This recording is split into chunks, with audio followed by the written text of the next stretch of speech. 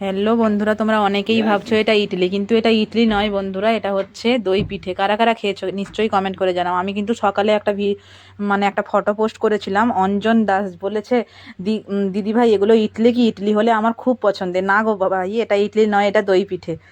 আর একজন ভাই বলেছে আমার খুবই পছন্দের গো। থ্যাংক ইউ ভাই, অসংখ্য ধন্যবাদ, অনেক অনেক ভালোবাসা। লাইফ লাইন একজন ভাই বলেছে আমার জন্য পাঠিয়ে দিন, অবশ্যই পাঠিয়ে দেবো।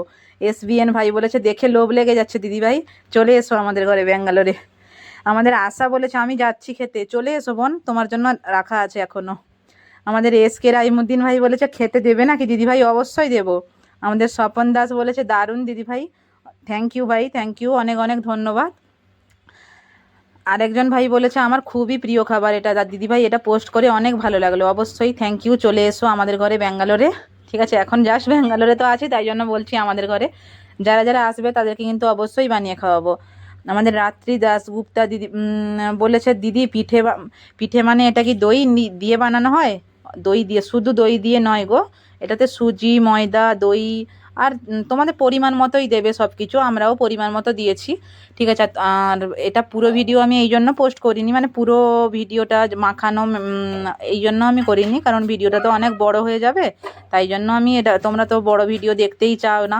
আর আমি একটা সকালে এই পিঠের পোস্ট করেছিলাম, সবাই আমাকে অনেক অনেক ভালোবাসা দিয়েছো আর অনেক সুন্দর কমেন্ট করেছো। আমি জানি না কেমন হয়েছে, ঠিক আছে, কিন্তু আমি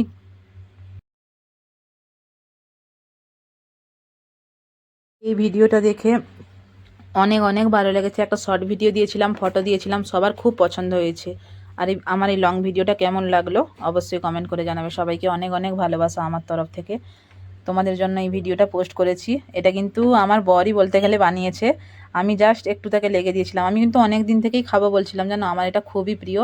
আর এখানে তেমন বানাতে আমি বিশেষ করে এটা বানাতে পারি না, তাই জন্য আমার বর বানিয়ে খাইয়েছে। আর কার কার বর এমন পিঠে বানিয়ে খাওয়ায় সেটা কিন্তু অবশ্যই আমার বোনেরা বলবে।